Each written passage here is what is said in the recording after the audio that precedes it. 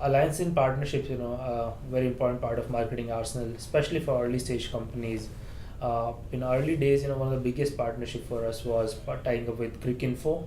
So we, a couple of years into the business, we started to expand into personalized cricket jerseys, Team India jersey, all the IPL team jerseys, and we realized Cricinfo is a portal that every cricket fan in India goes to. So we reach out to Cricinfo, create a partnership, some kind of a revenue share deal, and that got us access to millions of people who were going to Cricinfo. And over 1 year period, the partnership was live. We got immense visibility, especially during the live cricket matches, etc.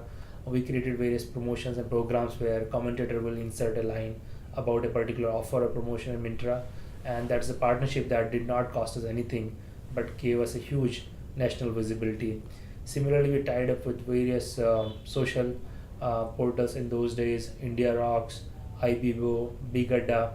All these were in 2009-10, had great traffic, and we created a proposition for all this portal, which was win-win for them. They are able to offer something additional to their customers, and we were able to get access to their traffic. I think all this partnership helped us really scale the business faster and allowed us to save a lot of money on marketing that we would have to had to do otherwise. Yeah, once exploring a potential partnership, there are a few things one need to take care of. Starting with the, it has to be win-win for both the partner and yourself. So there has to be something where if the partnership alliance were to work out, partner should also gain proportionately. Otherwise, the partnership will not last very long. So in case most of the partnership we did, it was revenue share. So for every transaction, we were making money, partner was making money. Second, it has to be very relevant. The product we are selling has to be relevant to the people who are going to, in our case, all these affiliate partnership we did. If the product did not match, for example, if you go to women portal and we are selling sports jersey, it probably won't be very successful. So that product fit has to be there.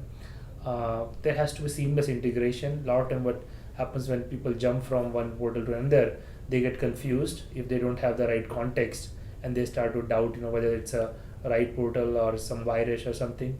So getting that seamless experience is very important.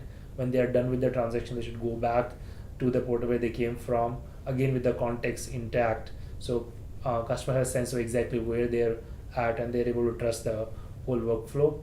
In terms of metrics, it's an online partnership. One very simple metric people can benchmark is, see, every affiliate partner has a choice. They can when they're sending traffic to us, instead of that, they could be using Google AdWords on the portal to monetize. So key metric is, are we able to generate more money for them instead of what Google AdWords will do? And the theory is that if your product is very relevant, you'll get much better conversion.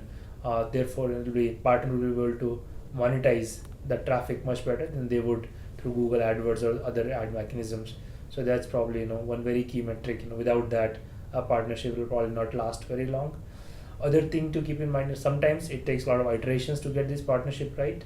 So it's probably important for entrepreneurs to think long term and try to convince a partner to have a 1 year or 2 year partnership. So even if things don't go well initially, you have an opportunity to go back, learn from the mistakes, and keep tweaking it until you are able to get the right metrics for both sides.